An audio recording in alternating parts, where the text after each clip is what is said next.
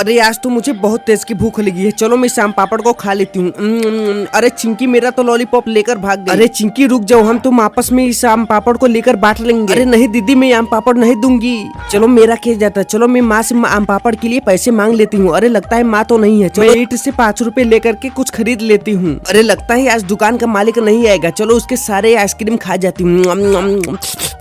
यार ये तो बहुत टेस्टी है। अरे ये लो आंटी 5 रुपए, मुझे कुछ खाने के लिए दे दो। अरे ठीक है बेटा, जो तुम्हें खाना है वो लेकर खा लो। अरे ठीक है आंटी, चलो मैं लॉलीस्टिक को खा लेती हूँ। यार ये तो बहुत टेस्टी है। अरे आंटी मेरे 5 रुपए में से 2 रुपए बचे हैं, मुझे आम पापड़ दे दो खाने के लिए। अरे ठीक है बेटा, अभी दे रही हूँ। दोस्तों आप लोग वीडियो को लाइक करके चैनल को सब्सक्राइब कर लो।